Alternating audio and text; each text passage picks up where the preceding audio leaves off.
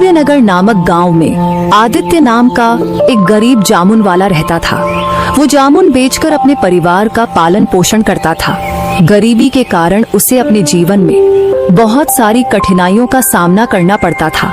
जामुन ले लो, जामुन ताज़ा और मीठा जामुन। आदित्य, ये जामुन कितने रुपए किलो है? भाई, जामुन 50 रुपए किलो है। अरे बाप रे, इतने महंगे जामुन। तुम्हारे जामुन में कोई कीमती सोने जड़े हुए हैं क्या, जो तुम इतने महंगे जामुन बेच रहे हो? भाई, ये अभी अभी जंगल से आए हैं, बिल्कुल ताजे जामुन हैं। और वैसे भी अब तो जामुन के दाम भी बढ़ गए हैं। नहीं, अगर 20 रुपए किलो देना है तो दो, वरना मैं कहीं और से ले लूंगा। 20 रुपए, ये तो बहुत ही कम है। ठीक है, तो तुम अपनी जामुन अपने पास रखो, मैं तो चला। ऐसा कहकर वो आदमी वहाँ से चला जाता है। आज मेरा एक भी जामुन नहीं बिका। पूरा दिन बीतने के बाद एक ग्राहक आया और वो भी चला गया। अब मैं क्या करूं? अरे आदित्य, क्या सोच रहे हो? नमस्ते मुखिया जी। हाँ, नमस्ते। क्या हुआ? तुम किस सोच में डूबे हुए थे? मुखिया के पूछने पर आदित्य उन्हें सब कुछ बता देता है।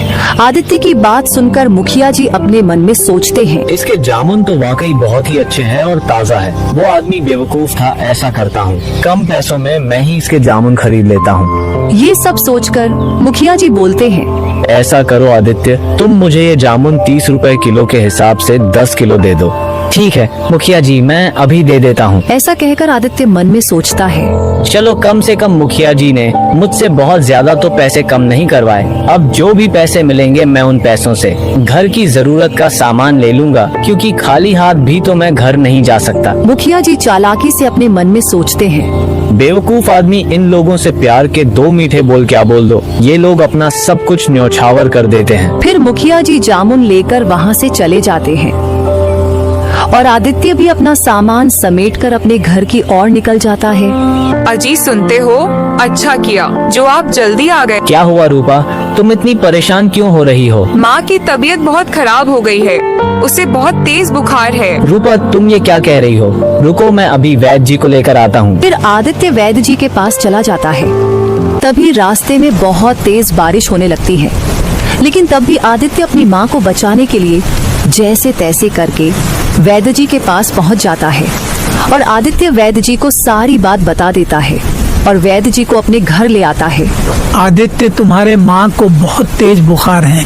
ये सिर्फ एक दवा से ही ठीक हो पाएगा, मगर वो दवा बहुत महंगी है। उसमें जिन जड़ी बूटियों को डाला गया है वो आसानी से नहीं मिलता। वैद्य जी, आप पैसों की चिंता मत कीजिए, बस आप मेरी माँ को ठीक कर दीजिए। फिर वैद्य जी माँ को दवाई दे देते हैं और वैद्य जी अपने घर चले जाते हैं।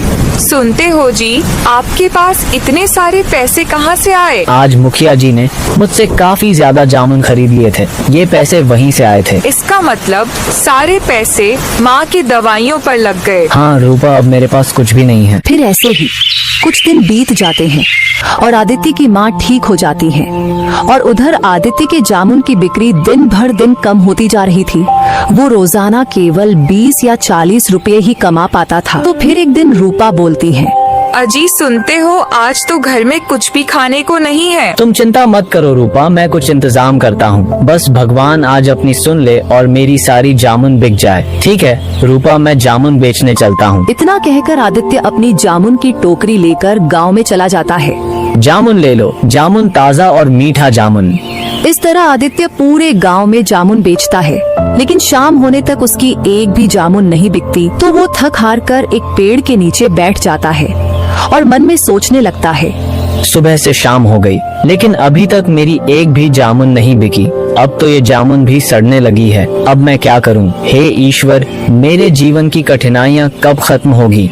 आदित्य ये सोच ही रहा था कि तभी वहाँ से एक साधु बाबा गुजरते हैं।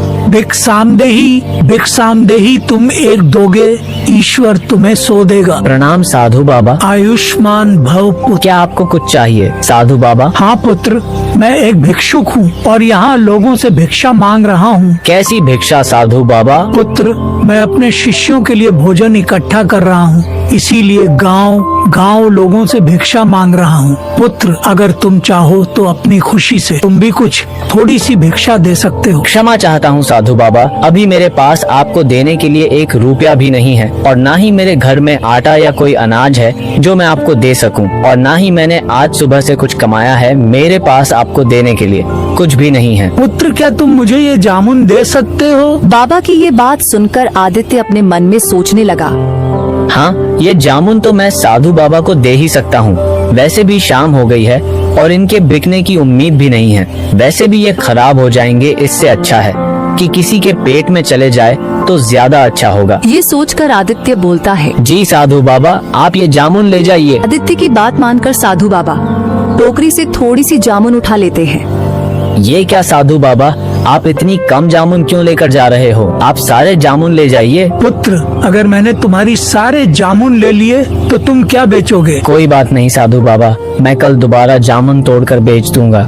आप इन्हें ले जाइए। पुत्र, मैं इतना बड़ा टोकरी कैसे लेकर जाऊंगा? साधु बाबा, आप मुझे बताइए आपको कहाँ जाना है, मैं इन्हें वहीं पहुँचा देता हूँ। ठीक है पुत्र, चलो तुम मेरे साथ। इतना कहकर साधु बाबा आदित्य को लेकर जंगल की ओर चले जाते हैं। कुछ देर चलने के बाद वो उनकी कुटिया में पहुंच जाते हैं। धन्यवाद पुत्र। अरे बाबा, धन्यवाद की कोई बात नहीं है, ये तो मेरा फर्ज था। मेरा आशीर्वाद तुम्हारे साथ है, तुम सदैव खुश रहो। साधु बाबा, अगर आप बुरा न माने तो मैं आपसे एक बात पूछ सकता हूँ? पूछो पुत्र, क्या पूछना है तुम्हें? साधु बाबा, आपने जामुन तो ले लिए, लेकिन क्या आप लोगों को केवल खाने में जामुन ही खिलाएंगे? नहीं पुत्र, दरअसल मैंने सब्जी और अनाज तो पहले से ही जमा किया हुआ था और फिर मैं जामुन की ही तलाश में निकला था। साधु बाबा, ये तो बहुत ही अच्छा है, मेरे जामुन आपके काम आ जाएंगे। ठीक है बाबा, अब मैं चलता हूँ। पुत्र रुको, मैं तुम्हें कुछ देना चाहता हूँ।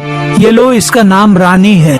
आज से ये चिड़िया तुम्हारा हुआ। चिड़िया, पर मैं इसे कैसे ले सकता हूँ? ये तो आपका है। जब तुमने बिना किसी फायदे के मुझे अपनी पूरी जामुन की टोकरी दे दी तो मैं क्या तुम्हें एक चिड़िया भी नहीं दे सकता? साधु बाबा, मैं इस चिड़िया का क्या करूँगा? ये कोई आम चिड़िया नहीं है पुत्र, ये एक जादुई चिड़िया है। ये तुम्हारे भाग्य की चाबी है। जब तक ये तुम्हारे साथ रहेगी तब तक तुम्हारा भाग्य चमकता रहेगा, लेकिन ध्यान रहे इसकी सच्चाई किसी को पता नहीं चलनी चाहिए। फिर आदित्य रानी चिड़िया को लेकर अपने घर की तरफ निकल पड़ता है तो रास्ते में रानी चिड़िया बोलती है।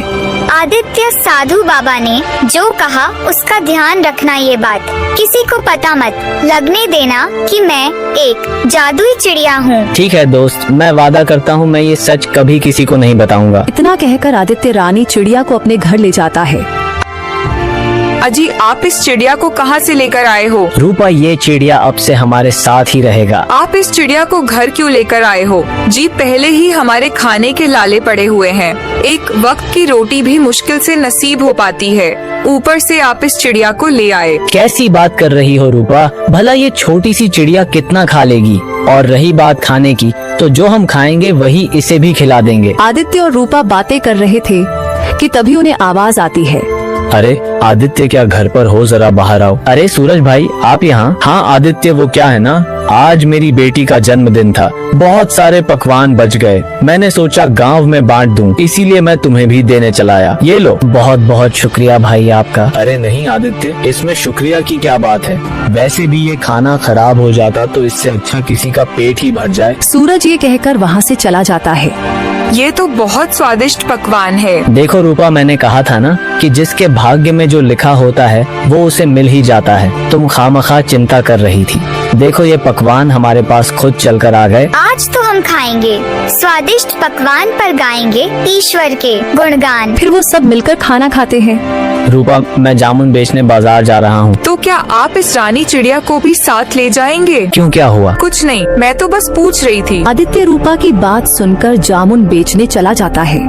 जामुन ले लो, जामुन ताज़ा और मीठा जामुन। आदित्य, तुम्हारे जामुन तो बहुत अच्छे दिख रहे हैं, क्या भाव दे रहे हो? भाई जामुन 50 रुपए किलो है। अच्छा एक काम करो, मुझे 4 किलो जामुन दे दो। वो आदमी बिना पैसे कम कराए आदित्य के सारे जामुन खरीद कर चला जाता है। वो देखते ही देखते आदित्य के सारे जामुन बिक जाते हैं।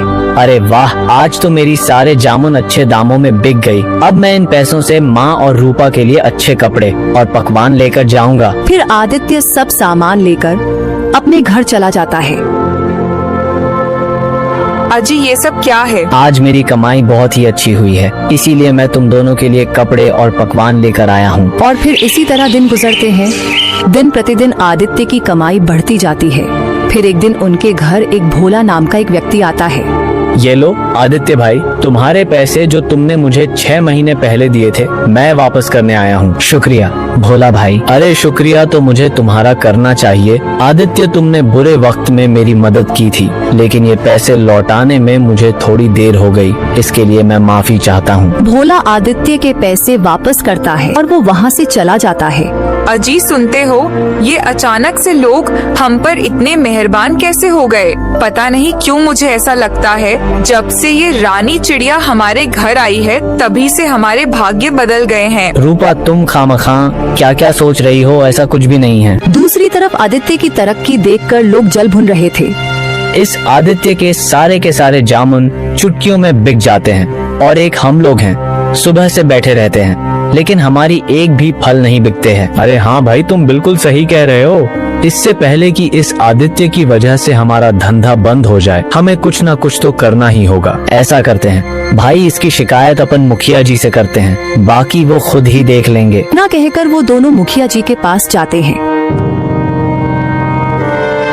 मुखिया जी नमस्ते। नमस्ते कहो, कैसे आना हुआ? मुखिया जी हम आपको एक बहुत ही जरूरी बात बताने आए हैं। बताओ कैसी जरूरी बात है? मुखिया जी, हमारे गांव का जो आदित्य है वो दूसरों के खेतों में जामुन चोरी करके बेच रहा है। ये तुम क्या कह रहे हो? हम सच कह रहे हैं मुखिया जी, हमने उसे अपनी आंखों से खुद देखा है। ठीक है, अगर ऐसी बात है तो मैं आदित्य को इसकी सजा जरूर दूंगा। वो दोनों आदमी मुखिया जी को आदित्य के खिलाफ भड़काकर वहाँ से चले जाते हैं।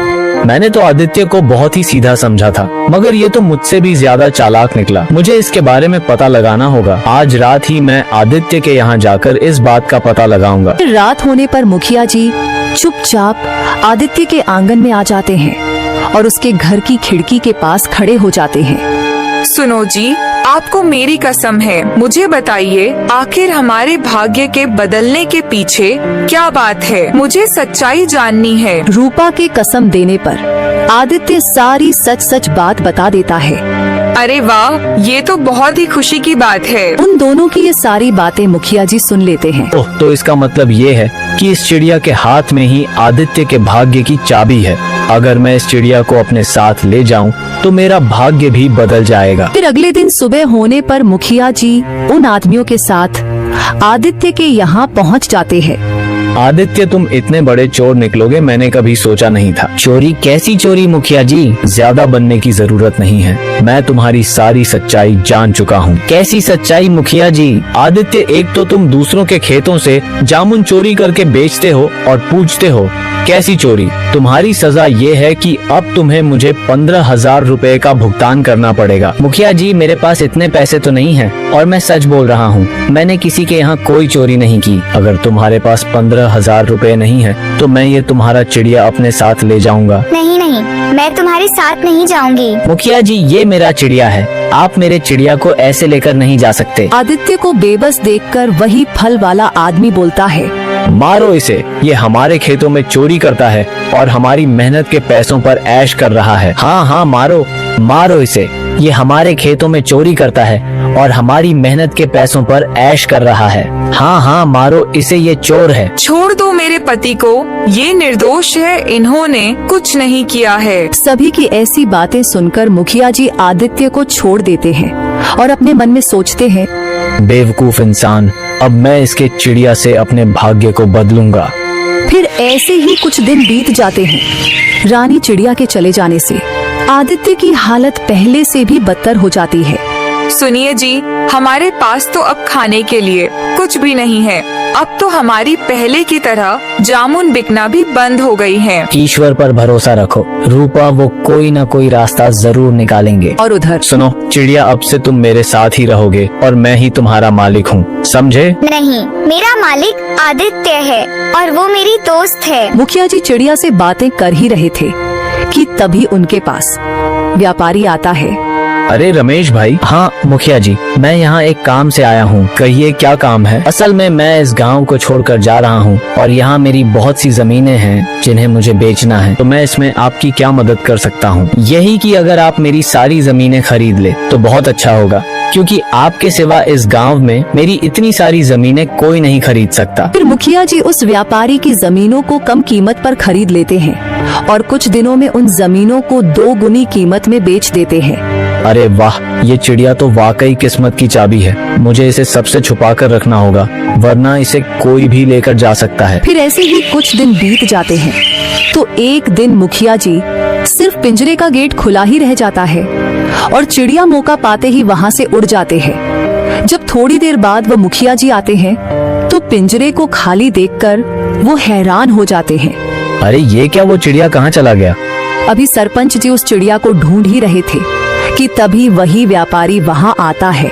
मुखिया जी, आपने चालाकी से मेरी सारी जमीनों को कम कीमत पर हड़प लिया। मैं आपको नहीं छोड़ूंगा। मैं आपकी सारी सच्चाई गांव वालों को बताऊंगा। नहीं, ऐसा मत करो, मैं बर्बाद हो जाऊंगा। मैं तुम्हें तुम्हारे सारे पैसे देने के लिए तैयार हूँ। इतना कहकर मुखिया जी उस व्यापारी के पूरे पैसे उसे दे देते हैं।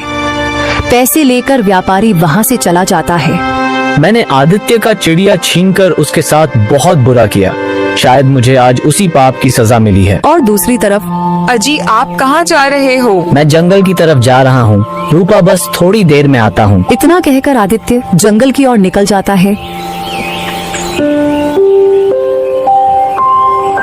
प्रणाम साधु बाबा। आयुष्मान बाहुपुत्र। साधु बाबा, मैं यहाँ आपको कुछ बताने आया हूँ। मैं जानता हूँ पुत्र, तुम्हारे साथ क्या हुआ है। मगर कैसे बाबा? मैंने बताई है। रानी, तुम्हें तो मुखिया ले गए थे ना? हाँ दोस्त, मगर मैं उसके खेत से भाग आया। रानी चिड़िया आदित्य को सारी बात बता देता है। आदित्य, मैंने तुम्हें इसीलिए मना किया था कि जादुई चिड़िया के बारे में तुम किसी को पता मत चलने देना, वरना सभी इस चिड़िया के पीछे पड़ जाएंगे। क्षमा कीजिए साधु बाबा, मुझसे गलती हो गई।